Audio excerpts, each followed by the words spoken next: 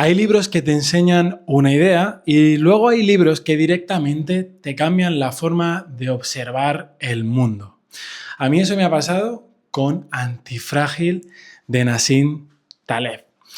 Y te voy a decir una cosa, si esperas un libro fácil, esto no lo es. Es un libro largo, es ambicioso, se mete en temáticas como filosofía, economía, medicina, historia, probabilidad. Y además Taleb escribe con una mezcla muy rara entre brillantez, mala leche y provocación. O sea que no es un libro amable.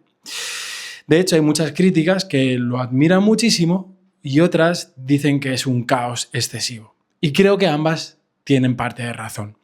Pero realmente, si quieres saber si este libro te gusta, tienes que mirar el índice. El índice te dice todo, porque vas a ver por dónde van los tiros. Hay capítulos de todo tipo. Y realmente es un libro que no es el típico libro de mira estos 5 hábitos para vivir mejor. No. Taleb intenta construir una manera distinta de pensar la incertidumbre. La idea central de este libro es que nosotros tenemos una palabra para lo frágil, tenemos una palabra para lo resistente, pero no solemos tener una palabra para lo contrario exacto de frágil. Y Taleb dice que lo contrario de frágil no es robusto, lo contrario de frágil es antifrágil.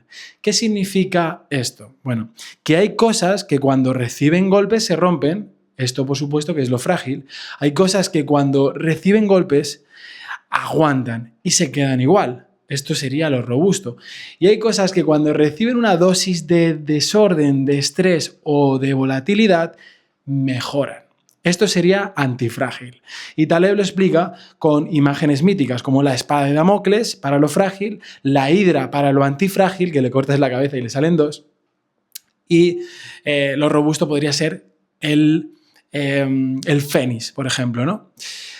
Y lo que más me voló de la cabeza es que esto es una metáfora muy bonita. Y Taleb lo expone de esta manera como que muchas veces tenemos más que ganar que perder.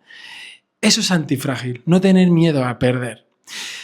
Fíjate en el cambio de pregunta. No se trata de ¿cómo hago para que nunca me pase nada malo?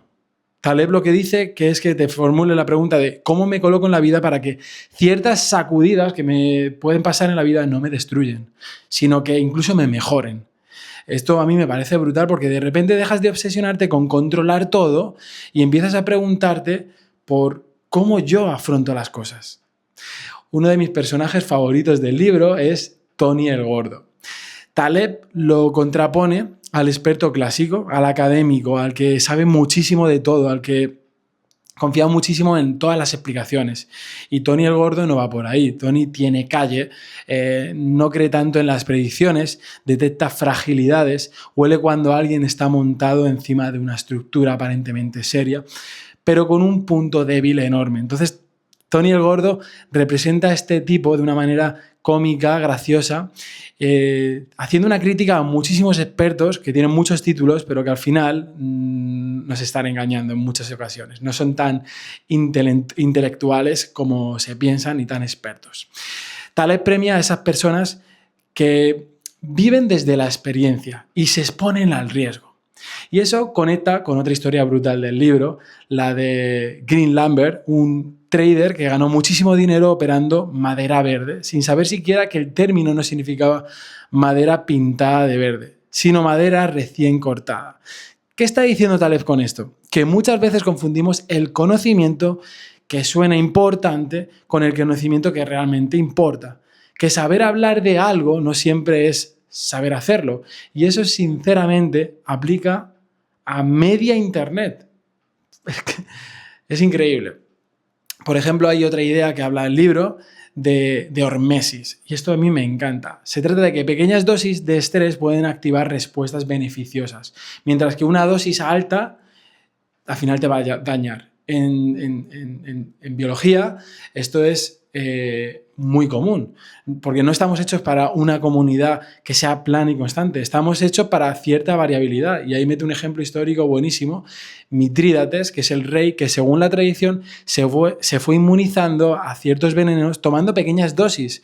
De ahí sale el término mitridatismo. O sea que una pequeña agresión puede fortalecerte.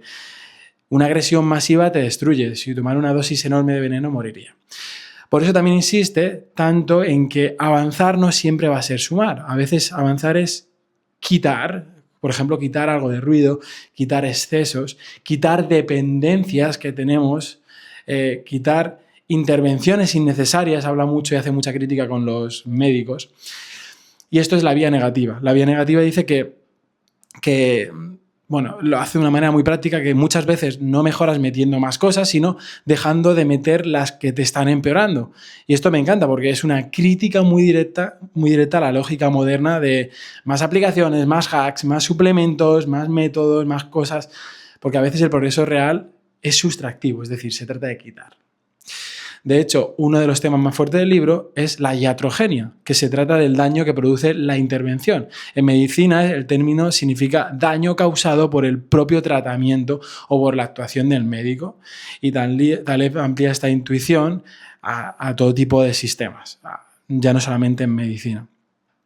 Por eso Taleb le pega muy duro al tema del intervencionismo ingenuo. Y por eso este libro no solo va de negocios, inversión, que también lo habla, va de cómo tratamos el cuerpo, la política, la educación y hasta nuestros propios problemas. Es un libro bastante profundo, aunque no lo parezca. Hay otra idea muy interesante que es el efecto Lindy. Para las cosas que no envejecen biológicamente, como libros, ideas, rituales, tecnologías, intuiciones, cuanto más tiempo llevan sobreviviendo, más papeletas tienen de seguir ahí. Traducido, el tiempo significa que te está filtrando, ¿vale? Es como hay modas que desaparecen para siempre, pero hay otras que se quedan, ¿no? Y esto es interesante porque no todo lo antiguo significa que sea bueno, por supuesto, pero si algo ha cruzado un montón de generaciones, merece la pena al menos observarlo, ¿no?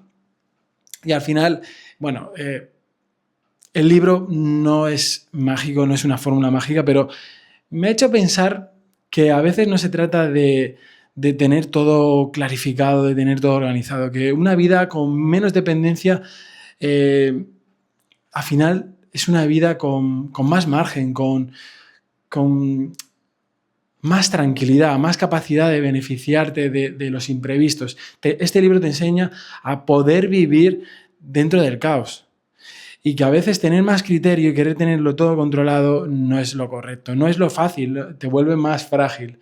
Si tuviera que resumir Antifrágil en una idea sería: no intentes diseñar una vida donde nunca haya caos, porque es imposible. Diseña una vida que no necesite tanto orden para tener que sostenerse. Y si puedes, mejor todavía, diseña una vida que de vez en cuando convierta el golpe en crecimiento. Ese para mí es el viaje del libro.